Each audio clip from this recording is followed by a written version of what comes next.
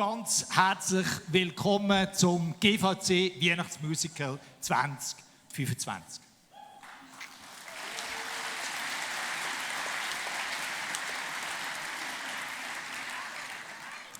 Zuerst noch ein, zwei organisatorische Hinweise, bevor wir hier loslegen. Die ganze Produktion mit Applaus und Zugabe geht etwa 90 Minuten. Und darum haben wir für 0- bis 3-jährige Kinder eine Kinderhütte. Wenn ihr noch von diesem Angebot profitieren wollt, könnt ihr einfach ins Foyer raus am Next Step Desk sagen sie euch, wo ihr rein dürft. Wenn sonst vielleicht das ein oder andere Kind, das jetzt hier im Publikum ist, ein bisschen unruhig wird und so, und ihr denkt, langsam habe ich wirklich Stress, weil ja, es ist für alle nicht, ja, ihr wisst, wie es ist. Einfach raus ins Foyer. Wir haben im Foyer Übertragung vom Musical auf den Screens und die Musik auch, und könnt ihr dort das Musical weiter geniessen und ein bisschen stressfreier. So, jetzt aber ein Schritt zurück und noch einen vorne. Jetzt legen wir los. Was wäre die Adventszeit ohne die festlichen Lichtchen, die in der Dunkelheit an all unseren Häusern und in den Gärten glitzern? Was wäre die Adventszeit ohne die traditionelle Weihnachtsbeleuchtung in der Märkgasse bei uns zu Winti? Was wäre die Adventszeit ohne den grossartigen Weihnachtsgutzli-Duft von frisch gebackenen Gutzli? Und was wäre die Vorweihnachtszeit ohne ein Weihnachtsmusical? Es wäre einfach nicht richtig Weihnacht. Aber was wäre ein Weihnachtsmusical ohne Publikum? Das ging gar nicht. Darum freuen wir uns, bis ich ein bisschen Zeichen habe, dass ihr alle heute den Weg gefunden habt und hier zu dieser plätschvollen Parkarena innen sitzt und euch freut auf das Musical. Ihr dürft euch wirklich freuen. Rund 100 Mitwirkende im Alter zwischen 6 und 76 Jahren sind seit Wochen und Tag am Üben, am Proben, am Auswendiglernen, am Singen, am Tanzen und am Theaterspielen. Darum bin ich frei für den mit dem Stab.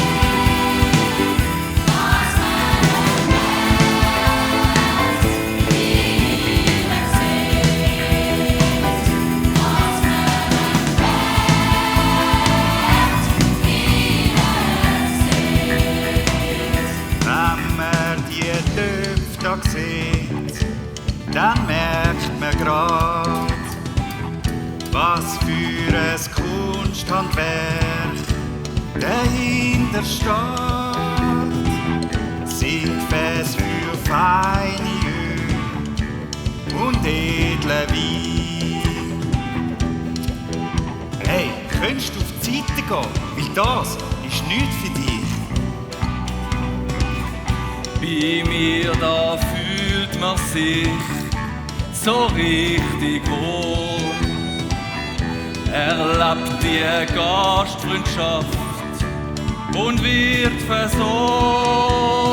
Ein Mund schon offen bleibt, als warmer Tag, als Gast vom Herrn und wird als Freunde wahr.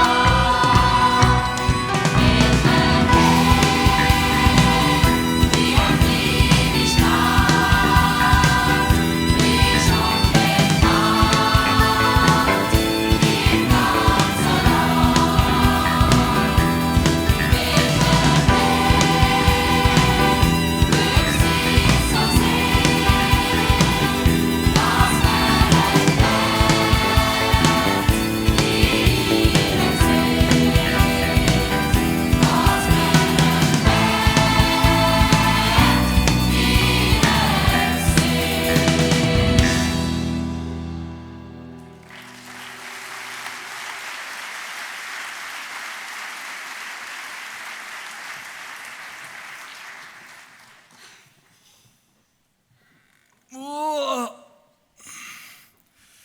Guten Morgen, Bethlehem. Guten Morgen. Was ein schöner Tag. Guten Morgen, Uriah. Asaf. Guten Morgen. Alles fit? Ja, es geht so. Ja. Neujahr! Sonnenschein. Guten Morgen. Hast du gut geschlafen? Schleimer. Frisch und munter wie jeden Morgen, Elisha. Ach, dann ist doch alles Paletti. Naja, so weit würde ich jetzt nicht gehen. Ach, Neueli. Was ist denn dir so für eine Lus übers Leberli gekrochen? Betonung liegt auf wie jeden Morgen. Das verstehe ich jetzt nicht. Ja, jeden Morgen ist es das Gleiche. Heute so wie gestern, gestern so wie vorgestern. Und so ist es, seit ich mich mag erinnere. Langweilig. Ach, so ist es. Jetzt komme ich draus. Unser Drahtstand der läuft einfach mal wieder ein bisschen zu wenig da in Bethlehem. Hey, geht's echt noch? Bleib mal locker. Ist doch nur ein Witz. Ich meine, recht hast du eigentlich schon. Also, viel los ist da nicht. Ja. Aber vielleicht hat der Asaf ja noch eine Story auf Lager, die ein bisschen spannend ist. Asaf? Asaf! Der ist wieder in seiner eigenen Welt. Schau, staun und lern. Asaf Ben Levi! Deine Töpfe haben aber ganz schäbige Qualität. Sind die etwa aus Samaria importiert? Oder sogar von Temu bestellt? Hey, sorry, schläft dir eigentlich? Aus Samaria? Temu? Hey, komm mal mit. Komm. Jetzt schau dir doch die Tonware mal an. Da, heb. Schau. Wow! Das ist im Fall alles, nur die höchste Qualität. Seit Generationen fertige ich das an und meine Familie. Qualität, die nur der höchsten Anspruch entsprechen. Und du, hey, hat's dir eigentlich ins Hirn? Du weißt schon, was ich meine. Hey, so etwas sagen. Jetzt zieht immer, musst du mal merken. Asaf, Sportfreund, locker bleiben. Hey, komm.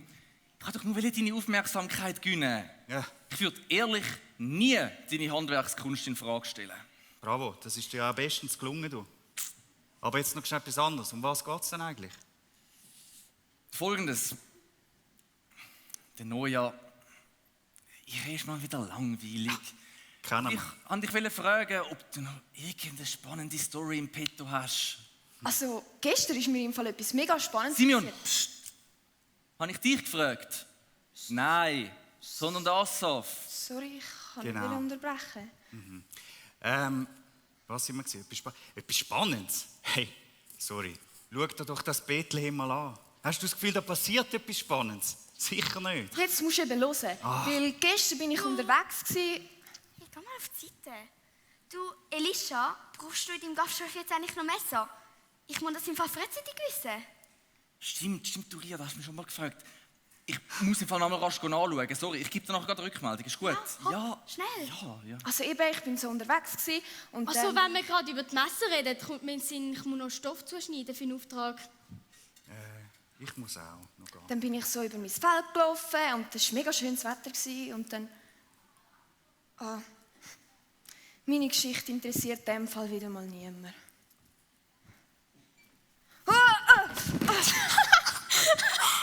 Simeon, du bist so ein Tollpatsch. Reiss dich mal ein bisschen am Riemen. Ein riesen Klon, wie siehst denn du aus? Hey, wie heisst es im Buch der Sprüche? Anerkennung passt so wenig zu einem Dummkopf wie Schnee zum Sommer. Hey, was sind die so fies? Nicht so fies. Hey, Simeon, Kopf hoch. Morgen ist wieder ein neuer Tag. Zum sich blamieren. Oh Mann. Willst du Datteln? Nein, danke. Geht es dir nicht so gut? Nein, gerade nicht so. Wieso? Was ist passiert? Hast du nicht gerade mitbekommen, was passiert ist? Ich habe mich wieder mal voll zum Aff gemacht. Oh, das tut mir leid. Muss es nicht. Weisst, ich bin ganz selber die schuld. Immer passieren mir so blöde Sachen. Weißt, das ist mir gleich. Ich bleibe gern da ein bisschen bei dir, bis meine Mami ruft.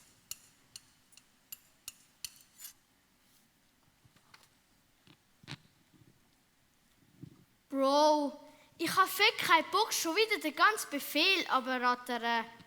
Bro, meinst ich? Wow, schaut mich nicht so, ich habe schon den letzten Kampf gemacht. Alter, no front, aber du hast bis jetzt noch nicht gehustelt. Safe, du bist noch mal dran. Alter, so cap. Ich habe sicher schon tausendmal mehr gemacht als ihr beide zusammen. Bro, dann gibt's nur eine Lösung. Schere, Stein, Papyrus. Loser has two. Schere, Stein, Papyrus. Bro, ihr seid so lost. Jedes Mal wählen ihr Stein. Loser. Dann liegt es nur zwischen uns. Schere, Stein, Papyrus. Alea Jagda ist, wie der Bre Cäsar sagt, du bist dran. Bro, bockt hart nicht. Was ist das eigentlich fürs Kaff dort vorne? Bro, kein Plan. Schau auf die Liste. Irgend so eine City. Bethlehem. Bethlehem? Hoffen wir mal fest, die machen keinen Stress. Alter, die Jane ist fett nice. Sie hat richtig fett Aura. Einwohner von Bethlehem, versammelt euch alle auf dem Marktplatz für eine Nachricht vom ehrwürdigen Kaiser Augustus. Was wird jetzt gehen? Was soll das? Schaut mal euch die... Sag nur ein Wort und ich zeig denen, wo der Bertli den Most holt. Ria, ganz ruhig. Lass uns doch zuerst einmal hören, was die überhaupt zu sagen haben. Hören? Hey, die Römer haben mir gar nichts zu sagen. Die können gestohlen bleiben. Ha. Hey, irgendwann wird das kehren, glaubt dran. Der Herr verschafft allen Unterdrückten Recht und Gerechtigkeit. Ja. Also, ihr edlen Soldaten, was ist denn die wichtige Botschaft, die ihr Big Boss für uns parat hat?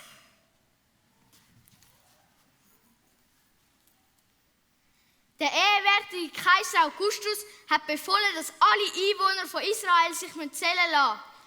Jeder... Damit der Kaiser weiss, dass er Steuern zahlen muss.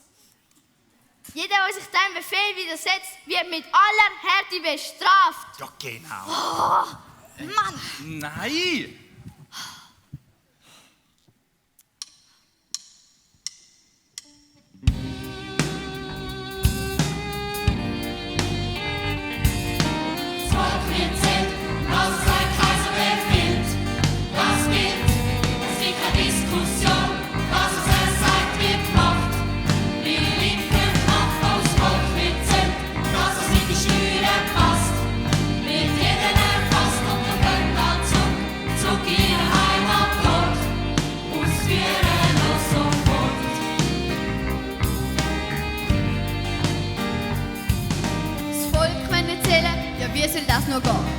so einen Befehl, den können wir nicht verstehen. Zu so einer Reaktion, da sind wir nicht bereit. Was das für uns bedeutet, haben wir auch nicht überlegt. Ich will viel können haben, braucht euren Mut. Auch wenn euch klar ist, wie die Story endet tut. Ihr seid so lost, habt ihr nicht kapiert? Wir herrschen über euch, es ist Rom, der da regiert. Das Volk wird zählt, was es der Kaiser befiehlt.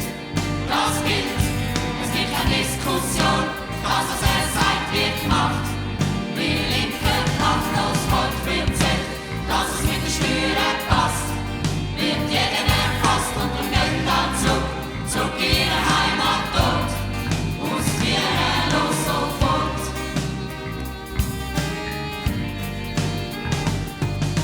Wir haben zu wenig Platz, Bethlehem ist klein. Wenn die Verwandtschaft kommt, wo sollen denn ihr hin? Essen hat es genug und Wasser fällt das auch. Habt ihr da einen Plan oder sind ihr nicht so schlau? Cute, wie ich meine, ihr habt eine Stimme. Doch sich zu widersetzen, liegt für euch nicht drin. Ist noch nicht klar, was beim nächsten droht. Noch Frontepapi ist führt es halt zu eurem Tod. Das Volk wird zählt, was der Kaiser befiehlt. Das gilt, es gibt keine Diskussion, das, was er sagt, wird gemacht. Die linke Macht, das Volk wird zählt, dass es mit der Steuer passt. Wird jeder erfasst und du gehst dann zurück in ihre Heimat dort. Aus ihrer los sofort. Oh Bethlehem, du hast Paradies, auch und all macht was er dir befasst. Auch ein Ruf gar nicht bist, der anders ist, setzt vor der Römer das Bild.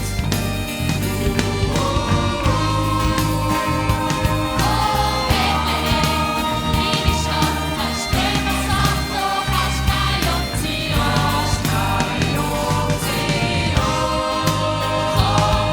Konsequenzlos, schwankungslos, du bist eine unterdrückte Nation.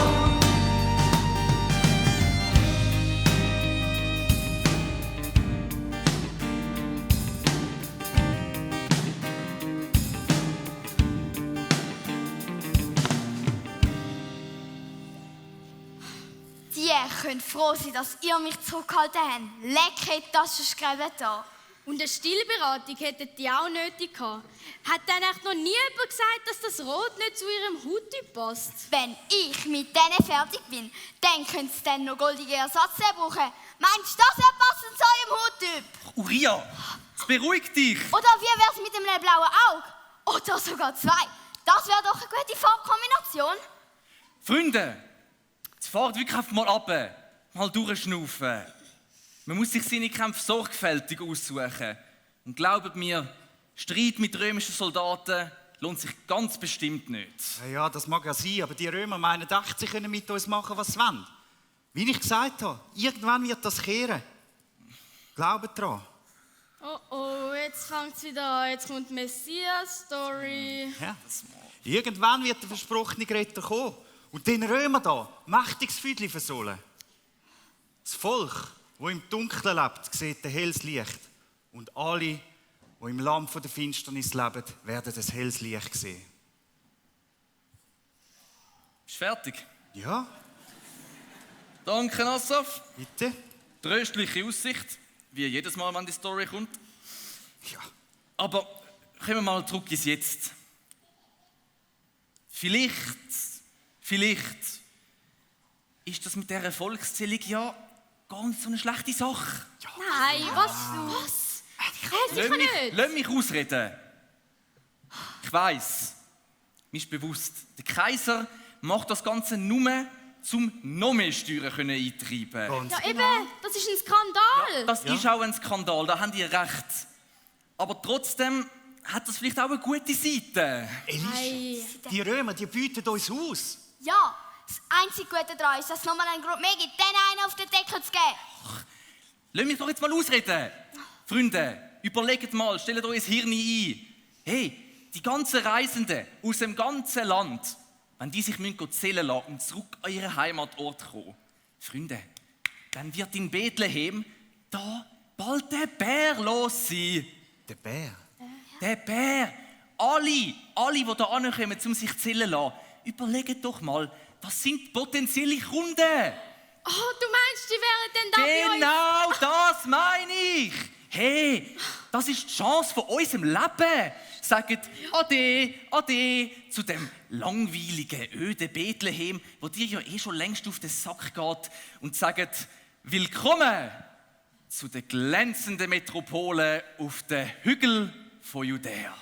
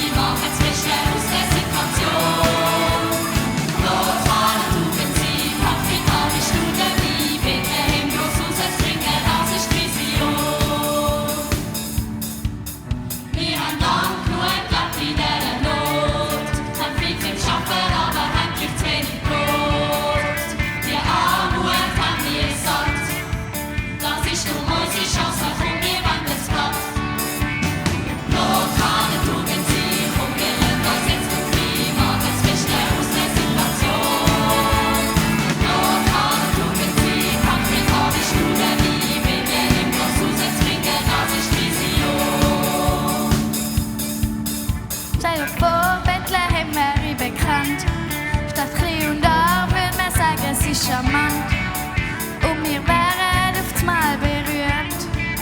Unser Gasthof wird mit Erfolgen bestimmt. Wir reisen aus der ganzen Welt, bringen auf Bethlehem ihr Geld. Wir wären alle auf ein Schlag reich und Bethlehem wird zum Paradies. Dort kann Tugend sein und wir hören uns jetzt so viel, machen das Beste aus der Situation.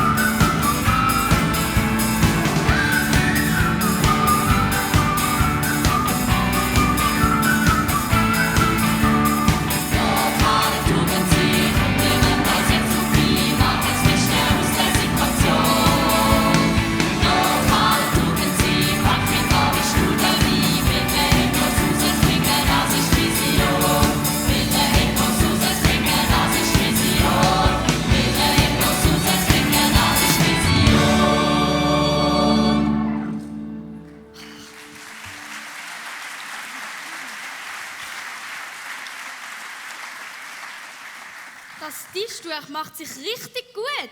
Das ist eine Aufwertung von deiner Gastwirtschaft. Hey, und schaut mal, wie meine Messer glänzen.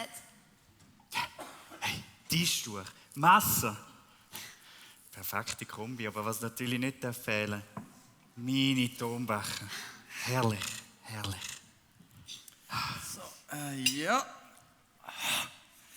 Die haben jetzt aber noch nicht so gut glänzt. Bei dem ist ein bisschen mehr Mühe geben, gell? So, aber jetzt ist alles perfekt. Freunde, auf das müssen wir anstoßen. Ja. Holst du Becher? Hebt an, hebt an. Da. Wir sind parat für die Gäste, die kommen. So.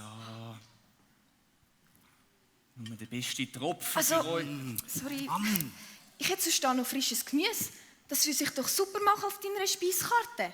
Ich würde natürlich auch einen guten Preis machen. Ja, komm. Aber Du, apropos, hast du dir schon überlegt, was du heute Abend auf die Menükarte tust? Ja, das ist eine sehr gute Frage. Habe ich mir natürlich überlegt. Ich würde sagen, als Vorspeise habe ich gedacht, etwas Lockeres, Frisches, das Gäste auch mal ankommen, ganz entspannt. Du bist so gut. Und dann zur Hauptspeise etwas Deftiges da, dass sie auch wieder zur Kraft kommen, falls es dann noch ein bisschen weitergeht, oder? Super. mit dem Gemüse von mir gibt es doch eine super Vorspeise. Also, wenn ihr da von Essen redet, komme ich ja gerade Hunger über. Aber das Gemüse da kannst du im Fall für dich behalten. Bei dir gilt auch Quantität vor Qualität. Ja gut, dann gehe ich halt wieder. Leg dich nochmal. Simeon, was ist eigentlich falsch mit dir? Jetzt schau dir mal die Miserie an. Du nervst so. Wirklich. Gibt's ja nicht. Schau mein schönen Tisch her. Die Messer. Oh Mann, schau das an. Mein Tonbecher. Mein Tonbecher. Zerstört von so einem Dorftrottel. Ich glaube... Es tut mir leid, das habe ich wirklich nicht wollen. Was für ein tut mir leid! Deine Entschuldigung macht es jetzt auch nicht ungeschehen. Besser aufpassen, das solltest Es war ein Unfall. Da kann ich jetzt also wirklich nichts dafür. Mal, die Katastrophe ist ganz allein deine Schuld. Ja, wenn ihr mich nicht die ganze Zeit wie Luft behandeln würdet, würde mir so etwas denke ich, auch nicht passieren. Simeon, hör doch mal auf, Ausreden zu suchen. Es ist doch ganz einfach im Leben. Jeder ist der Schmied von seinem eigenen Glück. Jetzt geh mal auf die Seite da und sammle das Gemüse noch zusammen. Dann können wir da mal immerhin das wichtige Zeug aufräumen. Ich glaube es nicht. Jeder ist der Schmied von seinem eigenen Glück.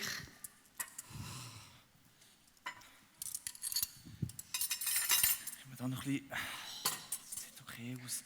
Das müssen wir jetzt zurücknehmen. Das war perfekt da für die Gäste eigentlich. Ach, da meine Schuhe da noch. Asaf, kannst du auch noch helfen? Wirklich, Simeon. Es war so perfekt für die Gäste, die kommen. Mann, jetzt ist alles kaputt. Es muss auch noch hindern da. Ja, jetzt sieht es da überhaupt nicht gut aus.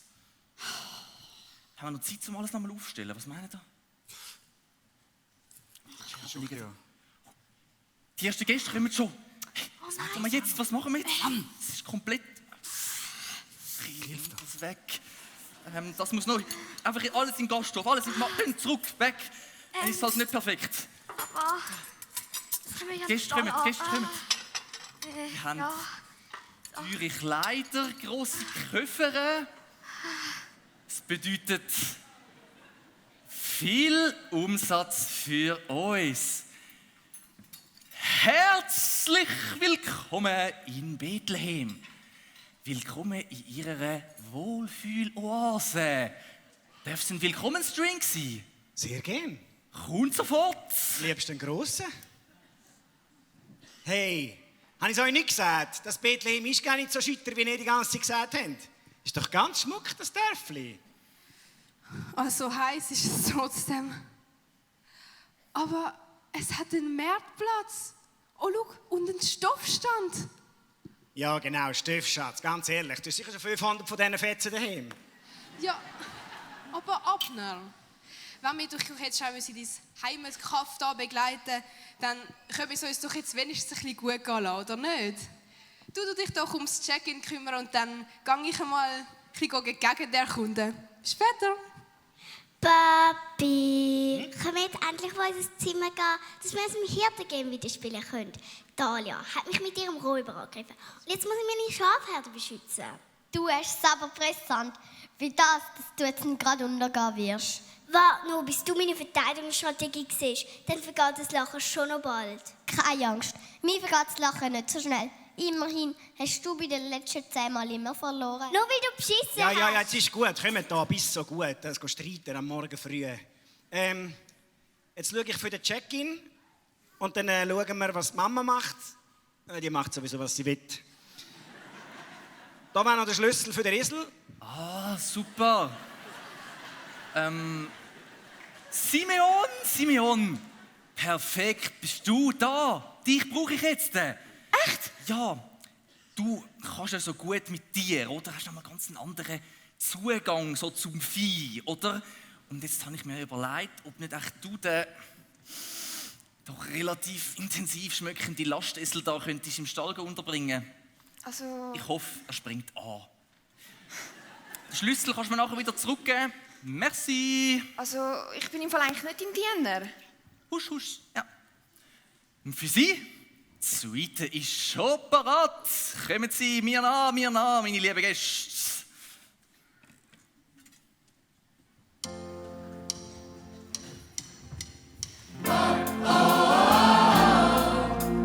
Herzlich willkommen bei uns. Kommen nur hier, wir nehmen das Gepäck entgegen. Was wollt ihr essen? Wir können mit euch verpflegen. Wir lassen euch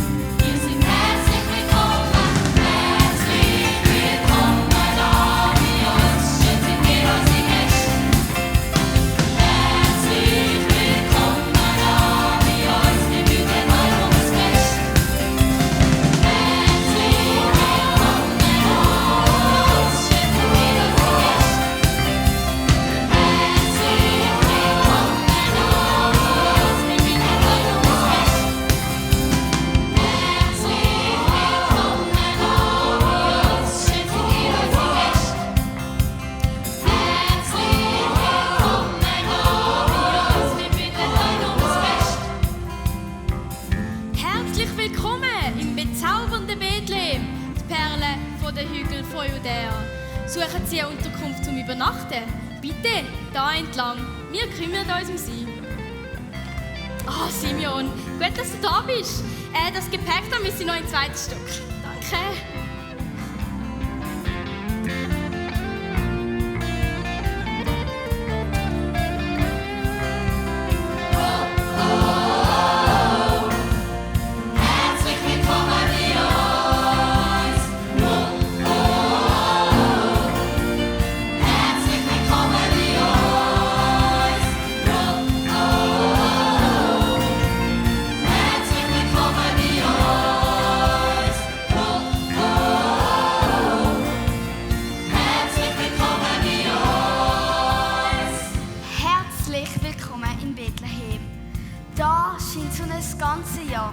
Wer sich am Tag muss zählen lassen, darf sich sie danach gut gehen lassen. Toller Reim, oder? Und falls ihr gerne ein Souvenir mit heimnehmen wollt, gebt es das da im Stand. Aber zuerst zeige ich Ihnen ihr Quartier. Mir noch.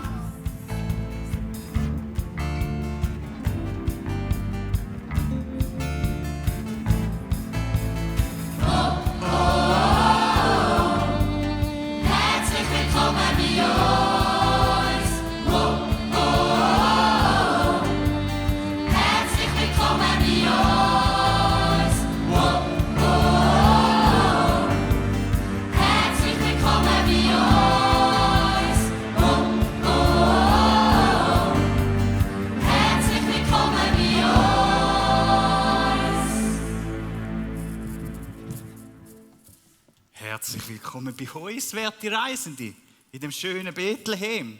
Es ist mir eine Ehre und ein Privileg, Sie hier bei uns begrüßen zu dürfen. Sie haben sicher Durst. Sie da etwas trinken? Ich wäre froh, wenn Sie den Becher ein bisschen genauer anschauen würden. Den habe ich selber gemacht. Handarbeit, beste Qualität. Wie übrigens alle da Tonsachen, die Sie sehen. Und das kann man alles bei mir käuflich erwerben. Wenn Sie Interesse hätten, dann... Also ich hätte sonst da noch frische Melonen. Auch sehr erfrischend nach einer langen Reise. Simon, bitte! Du kannst doch jetzt da nicht einfach herkommen und deine Sachen anbieten. Mit der Tür ins Haus fallen.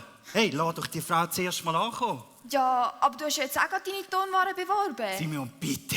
Ich habe keine Zeit zum Diskutieren. Weißt du was? Fertig, hä? Kannst du in die Küche bringen, bitte? Merci. So, Ihnen zeige ich gerade mal die Rezeption. Ja. Das kann doch echt nicht sein. Ich bin im Fall auch jemand.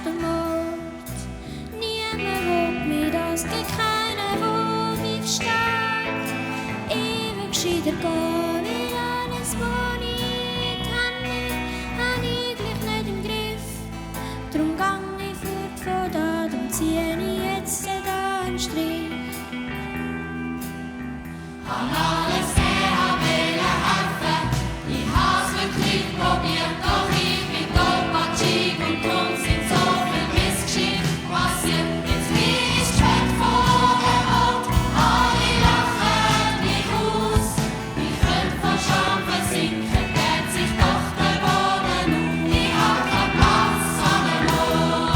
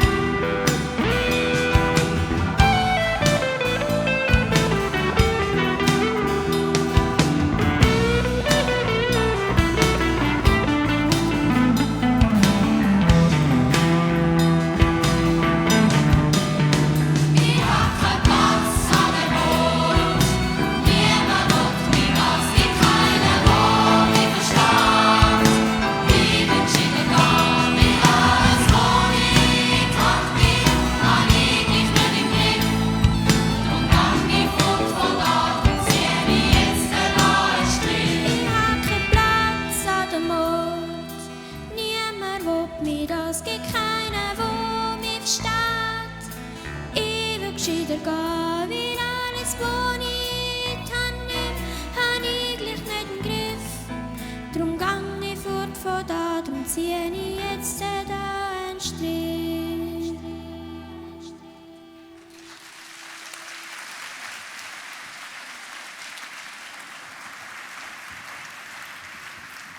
Simeon, jetzt sitzt du schon wieder da. Keine Angst, das wird sich bald ändern. Wieso denn das? Gehst du weg? Ja, ich habe genug. Genug davon, dass ich ausgenützt wird und alle meine Hilfsbereitschaft ausnützen. Aber dein Stall und deine Tiere? Weisst, das Wenige, was ich kann, das spielt jetzt keine Rolle mehr. Und dann, was machst du? Ich fange nochmal neu an. Und dann schaue ich ganz alleine für mich. Oder wie die Uriah sagen würde, jeder ist ein Schmied von seinem eigenen Glück. Und du hast das Gefühl, dass du so dein Glück finden wirst? Ja, wenn einem niemand selber hilft, dann muss man sich halt selber helfen. Ach, ich weiß nicht.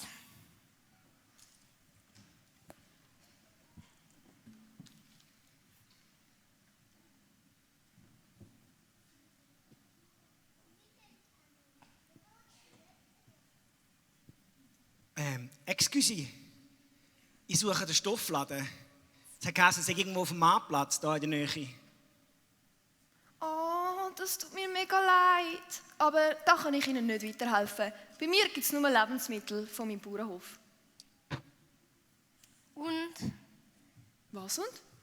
Bist du jetzt glücklich? Ja, ich habe nämlich kein blödes Seich für jemand anderes machen. In dem Fall schon mal ein guter Anfang. Das stimmt. Irgendwie hast du in dem Fall doch das gefunden, was du wollen hast. Oder? Ich habe keine Zeit und kann Ihnen nicht weiterhelfen. Sie müssen selber schauen, dass Sie zu dem kommen, was Sie suchen.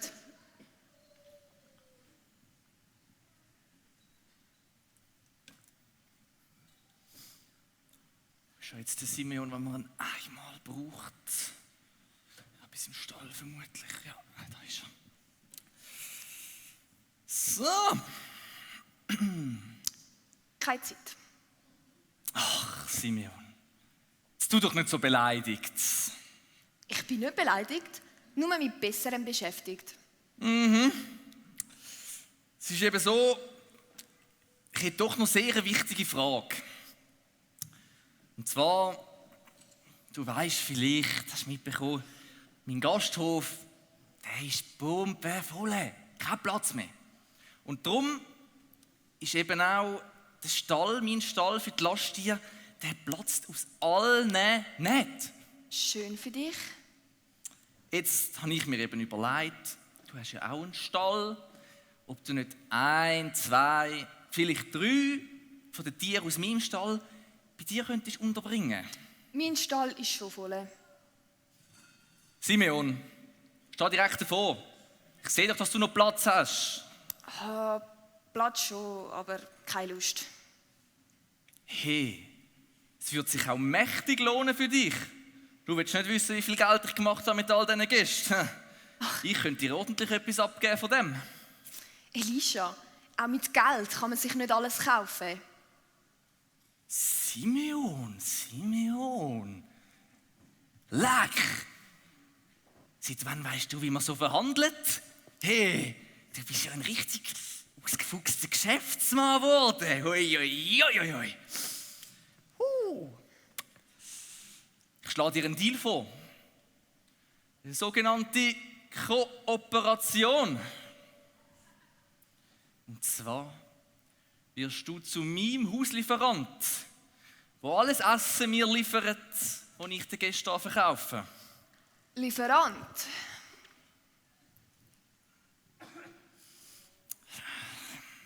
Okay. Du wirst mein Partner. Ich schreibe sogar deinen Namen in die Speiskarte. In die Speiskarte?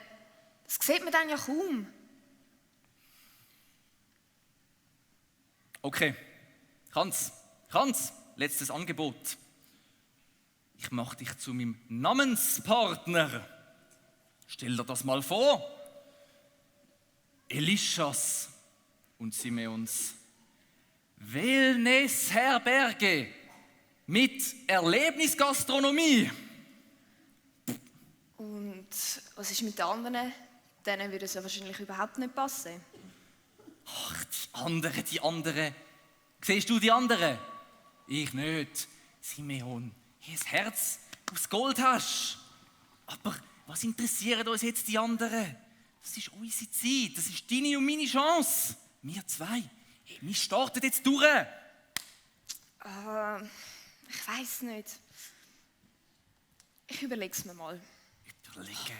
Was muss man da noch überlegen, Simeon? Elisha, komm jetzt endlich, deine Gäste warten. Jetzt ist Zeit für eine Party. Eine Party, wie sie Bethlehem noch nie gesehen haben.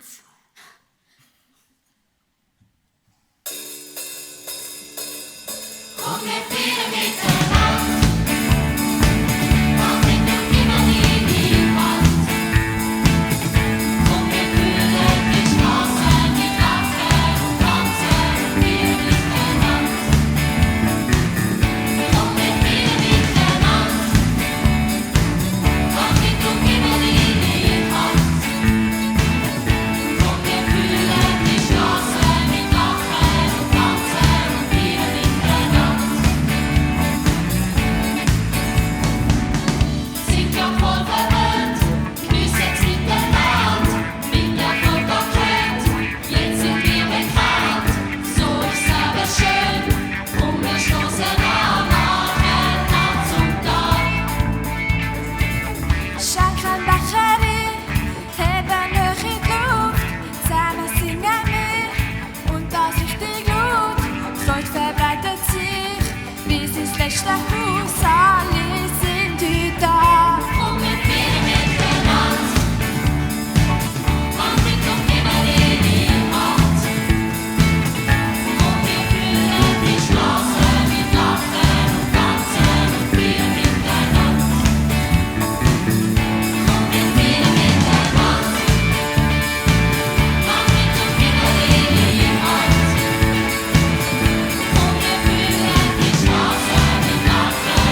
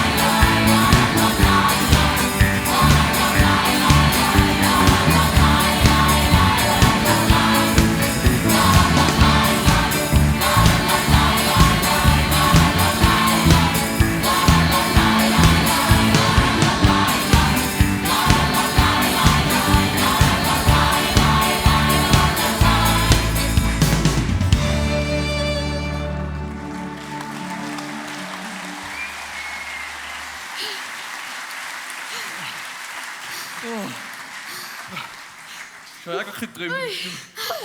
Was für ein Party. Wirklich? Ui. Aber schaut euch jetzt mal die zwei an. Die haben da auch ein unvorteilhaftes Kleid für eine Schwangere. Sollte vielleicht mal in etwas Neues investieren. Ich meine ja nur. Sieht ehrlich gesagt nicht ganz so aus, als hätten die zwei viel zum Investieren. Ja, ich habe das Gefühl, mit dem machen wir sicher ein grosses Geld da mit dem Paar. Hey, ihr könnt euch die Diskussionen hier sparen. Mein Gasthof ist wie gesagt bombenvoll. Keine Chance, dass die noch einen Platz finden. Genau, das wollte ich fragen. Wie machen die echt das? Ich meine, das ist der einzige Herberg da weit und breit und pumpenvoll. Ja. Sehr eine gute Frage, Assaf. Aber weißt du was, Sportsfreund? Es gibt etwas Gutes an dieser Sache. Sag's mal. Es ist nicht mein Problem. Stimmt. Ja. Und selber schauen. Gute Leute, wir bräuchten irgendetwas zum Übernachten, weil wir haben eine mega lange Reise hinter uns und ja, wir müssen uns da zählen lassen. Was sie nicht sagen. Zählen lassen müssen sich da alle.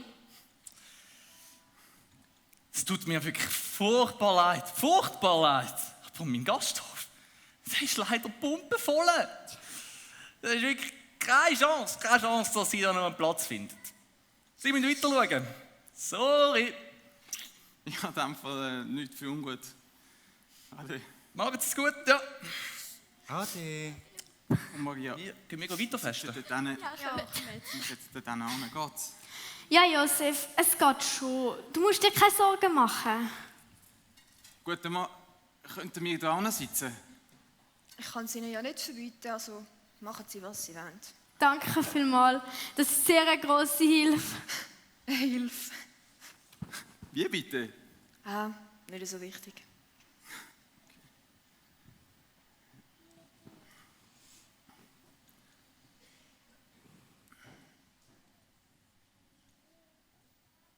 Komm, Maria, nimm dir noch ein Stückchen vom Brot. Nach einer langen Reise kannst du es sicher brauchen. Aber du hast mir doch schon heute Mittag von deiner Hälfte gegeben. Ja, aber ich habe gar nicht mal so Hunger und du brauchst es mehr, du bist schwanger. Danke, Josef.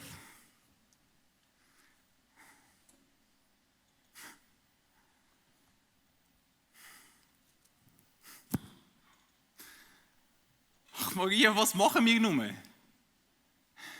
Die Herbergen haben keinen Platz mehr und für uns übernachten können wir sicher nicht. Ich meine, du bist schwanger. Mach dir keine Sorgen, Josef. Gott hat uns das Kind geschenkt und er wird sich um uns kümmern. Ich weiß es. Wie machst du das nun? Was? Ja, dass du in so aussichtslosen Situationen so hoffnungsvoll und ruhig kannst bleiben. Ach, Josef, ich spüre das Kind in meinem Bauch und wie es sich bewegt.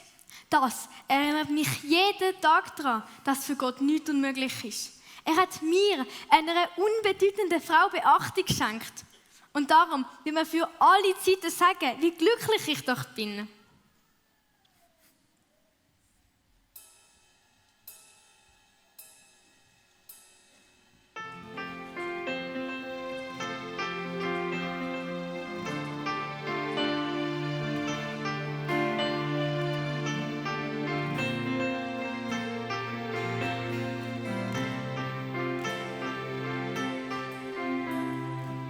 Gott ist barmherzig, er hat Grosses vollbracht. An mir hat er seine Verheißung wahr gemacht. In mir wächst das Kind, ja, es ist schon bald da. Drum kann ich glauben, mich auf Gott verlassen. Ich bin noch gering und bedeutend für die Welt. Ohne eine Leistung hat mich Gott auserwählt. Ich bin seine Dienerin, er hat mich gesehen. In seiner Gnade lässt er an mir Wunder geschehen. Drum ist egal, wie schwer das die Umstände sind. Ich trage in mir eine Hoffnung durch das Kind. Seht an mir das End von der Welt, schickt auf mich auf, das macht den Nacht ein neuer Tag.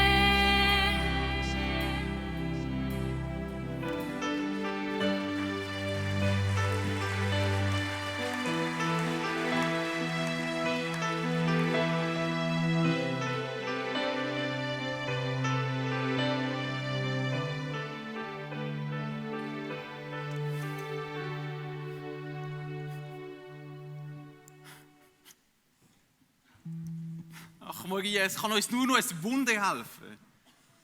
Mach dir keine Sorgen, Josef. Gott hat einen Ort parat, wo wir übernachten können. Und wenn das keine komfortable Herberge ist, dann halt sonst irgendwo.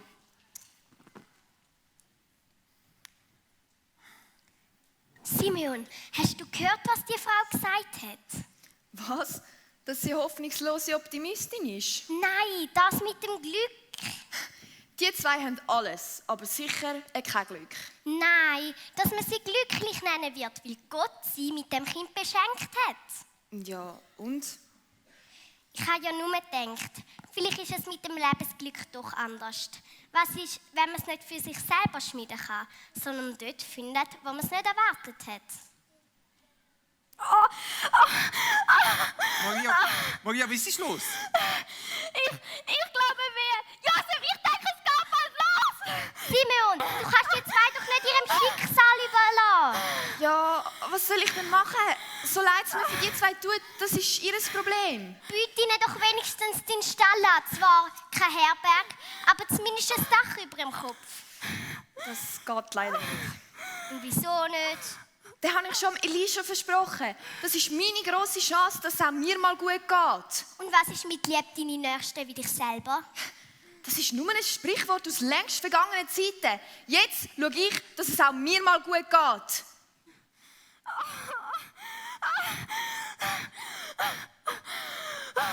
Oh, Simeon, bleib hart. Du bist ein Glücksschmied. Niemand schaut für dich. Du bist auf dich alleine gestellt. Oh, das ist ja nicht zum Anschauen. Excuse, ich weiss, es ist gerade eine mega unpassende Situation. Aber ich hätte hier noch meinen Stall. Er ist zwar nicht mega luxuriös, aber es wäre zumindest ein Ort, wo man ein bisschen geschützt wäre. Wenn Sie wollen, dann dürfen Sie hier übernachten. Oh, ja. Das ist ein Geschenk vom Himmel.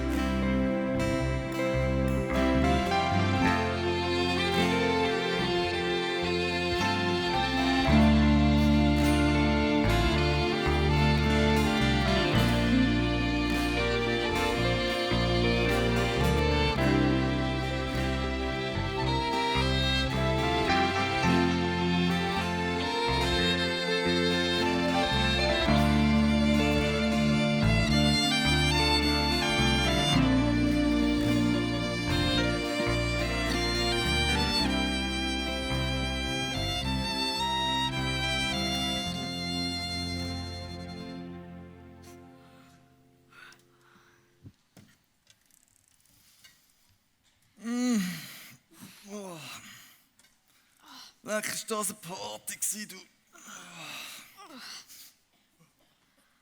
So. Guten Morgen, Bethlehem. Guten Morgen.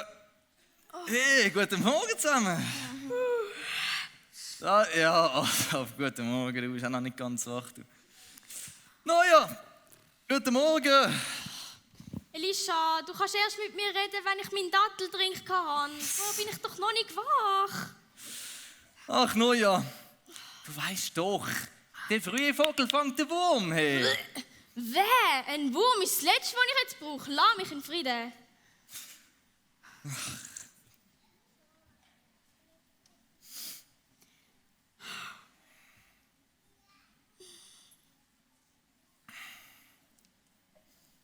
Du, Elisha? Ja, was gibt's? Also, habe ich das nur oder zieht jetzt vorne eine Karawane an? Eine Karawane? Ja, Zeig an. Wo? Meine Augen sind noch nicht ganz... Ah, doch jetzt, ich sehe es auch, tatsächlich. Eine Karawane? Meinst du, das sind Händler? Aha, so schnell ist die Madame also unter den Lebendigen. Es geht ohne Datteltrink scheinbar. Ja, sobald es etwas für dich gibt, ist sie ready. Hey, aber wenn die zu uns ankommen auf Bethlehem, dann muss alles ready sein da. Da darf nichts mehr nach Party aussehen. Freunde, das müssen wir jetzt blitzblank machen. Ab an die Arbeit.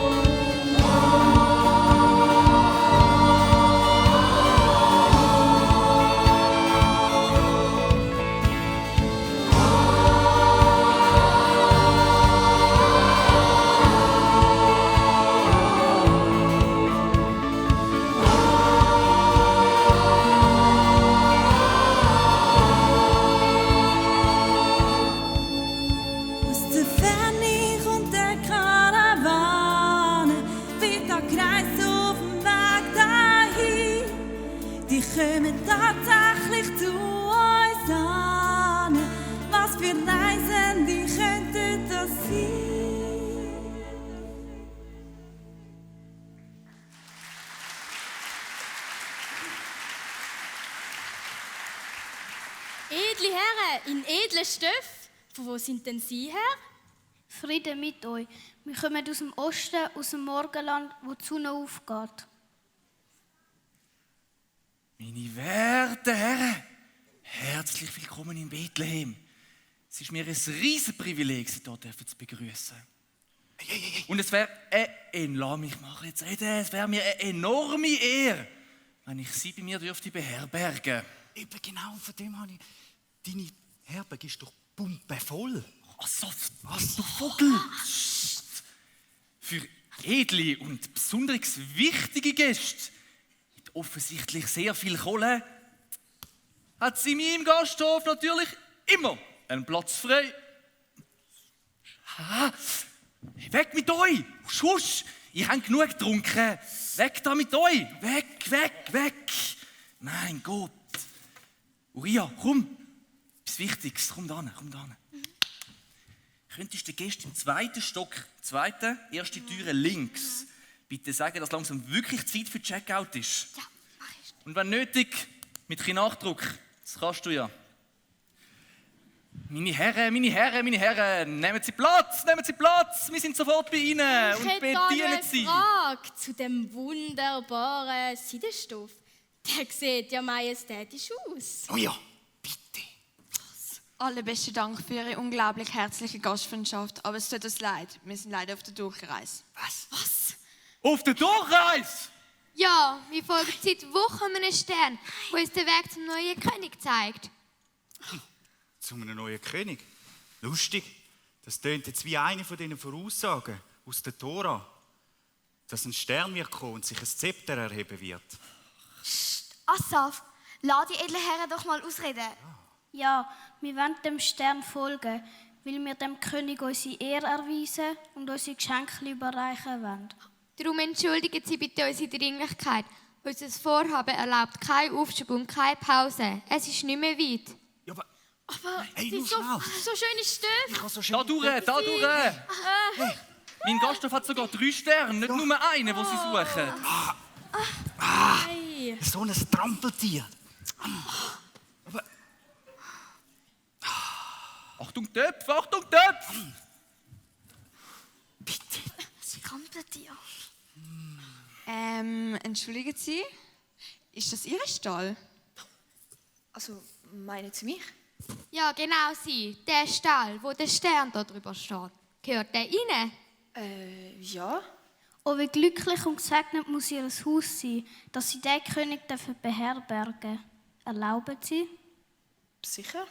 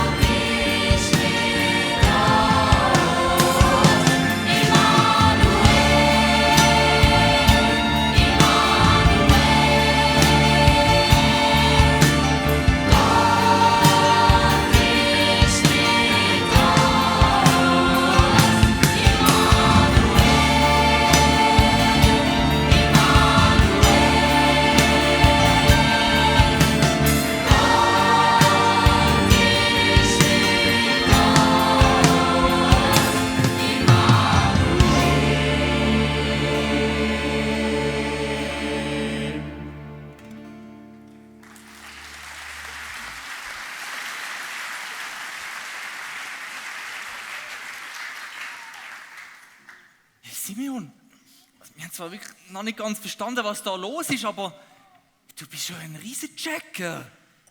Hey, du wirst in die Geschichte eingehen. Als der mit dem Stall. Ah, Elisha, ich glaube nicht. Doch, sicher. Du bist voll der Star. Ich bin ganz bestimmt kein Star. Wirklich wichtig ist nämlich etwas ganz anderes. Hä? Wieso meinst du? Immerhin sind all die edlen Leute in deinem Stall. Ja, aber bei dieser Geschichte geht es nicht um mich oder um den Stall. Das echte Wunder, das liegt dort, in dieser Krippe. Hä, also jetzt komme ich überhaupt nicht raus. Weisst, ich bin so fest damit beschäftigt, mich um mich selber zu drehen und mir mein eigenes Lebensglück zusammenzuschmieden, dass ich richtig gemein geworden bin und um ein Haar das grösste Wunder von allen Zeiten verpasst hätte. Zum Glück hast du der Maria und dem Josef doch noch den Stall gegeben. Und das verdanke ich alleine dir. Wenn du mir nicht geholfen hättest, dann wäre ich jetzt noch am Schmollen. Aber was für ein Wunder sollte denn das sein? Das Kind in dieser Krippe ist ein Geschenk vom Himmel. Es ist eben doch so. Dort steht nämlich auch, im Buch der Propheten, dort steht doch, du Bethlehem bist auf keinen Fall die unbedeutende Stadt von Judäa. Weil aus dir kommt der Retter, der Messias, der mein Volk wie ein Hirt führen wird. Ich habe es gewusst. Ja, Asaf, ich glaube, du hast recht. Das kleine Kind in dieser Krippe ist der Messias. Der Retter, der auf die Welt gekommen ist, um uns Freude und Frieden zu schenken. Ich glaub's nicht. Du hast schon immer recht gehabt und hast so uns erzählt und wir haben es einfach auch nicht geglaubt oder so. Du, Simeon, wenn du schon so darüber redest, dass du dich schlecht benommen hast, ich würde schon auch sagen, dass wir uns auch ein bisschen schlecht benommen haben. Es tut mir leid. Ja, mir auch. Simeon, mir tut es wirklich auch mega leid. Hey, und ihm im Fall auch, gell? Ja, mir tut's auch leid. Ja, also uns tut es allen leid. Ich hoffe, du kannst uns vergeben. Simeon, bitte. Bitte, gib dir einen Ruck. Also gut.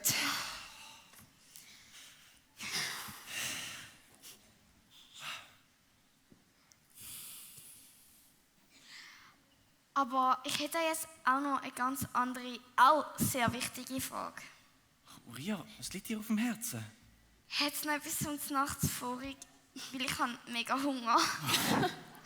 Natürlich hat es noch vom Znacht vorig, Uriah.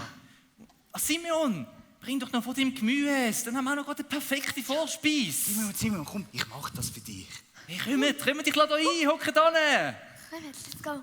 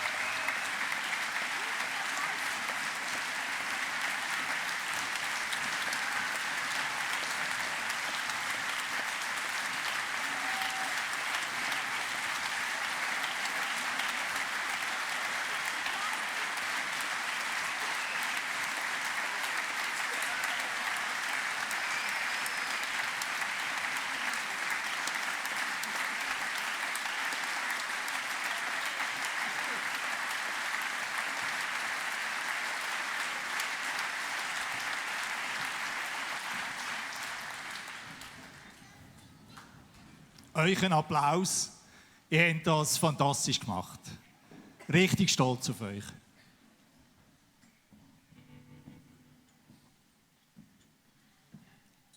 Auch einen grossen Applaus für all die Ehrenamtlichen, die sich rund um Technik und den Bühnenbau engagiert haben.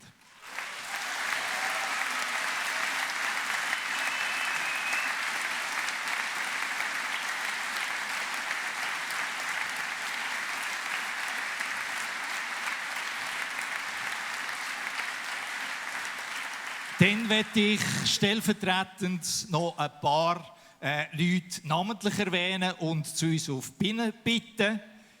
Simon Schwarz, unsere Chorleiterin.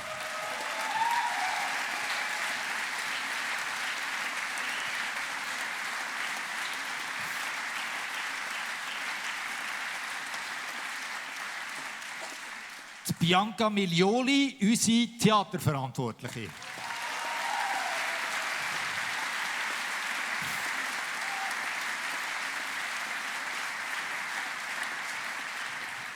Der Nico Kuhn, der Bandleiter für unsere grossartige Liveband.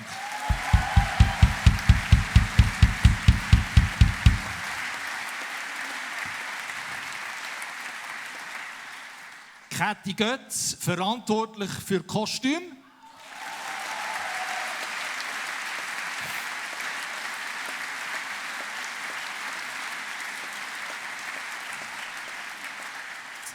Julia Moos, verantwortlich für die Requisiten.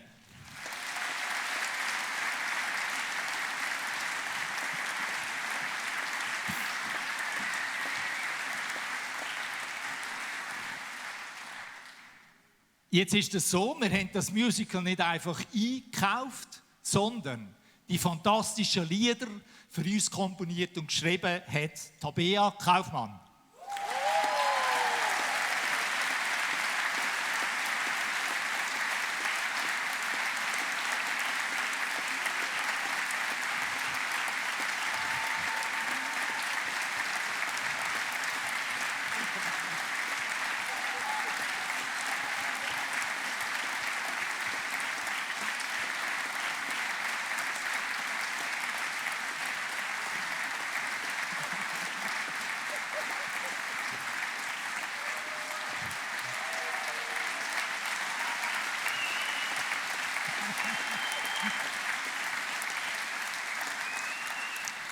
Sie ist nicht gerne im Rampenlicht, oder? Und hat das heimlich verschwiegen. Und wir haben gesagt, nein, heute kommt sie auf die Bühne. Wenn sie das Mikrofon hat, würde sie sagen, ja, weisst du, das war eine starke Zusammenarbeit gewesen.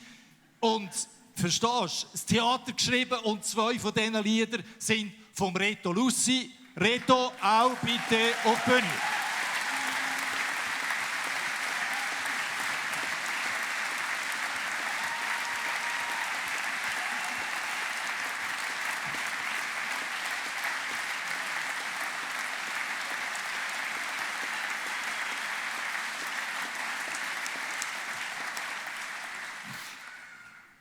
Ja, das macht einfach Freude, oder? Wenn Leute ihre Begabung in die Waagschale werfen können, dann kommt so etwas zusammen. In dieser Vielfalt grossartig. Und übrigens, ihr sind auch ein ganz tolles Publikum gewesen.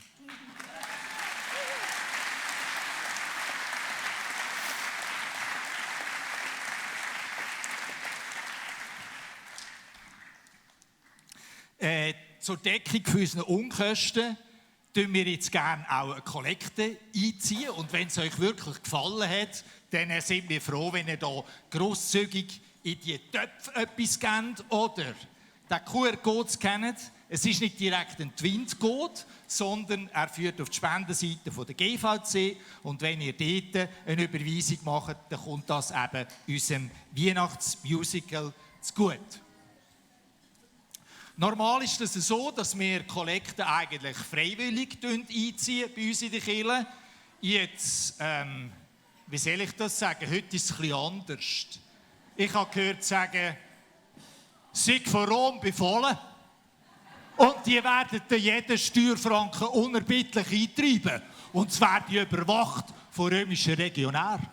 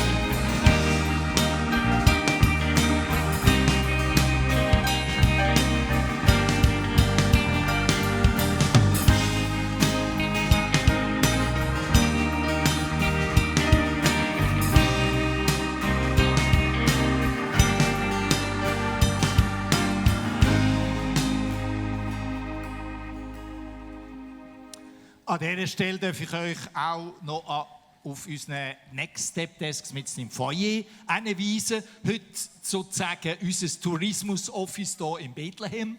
Wenn ihr nicht mehr wisst, wo es zum Stall geht oder wenn ihr nicht sicher seid, wo es geht, zurück ins Morgenland, könnt ihr einfach unsere lieben Freunde am Next Step Desk fragen. Sie sind gern für euch da. Weihnachten heisst für uns als GVC immer auch ein vielfältiges Angebot von verschiedenen Events. Wir feiern das, wir freuen uns fest jedes Jahr drauf. Ich möchte 2 ausdrücklich hervorheben. Das sind unsere feierlich gestalteten Weihnachtsgottesdienste am 24. Dezember zobig am 10:30 und am 25. Dezember am Morgen, auch am 10:30 hier bei uns in der Parkarena. Wir würden uns freuen, wenn ihr auch hier mit uns zusammen könntet Weihnacht feiern. Und jetzt freut es uns einfach ganz fest, dass ihr hier unsere Gäste sind. Ich wünsche euch einen guten Heimweg, frohe Weihnachten und klatscht noch einmal kräftig mit, wenn es heisst, komm, wir feiern miteinander.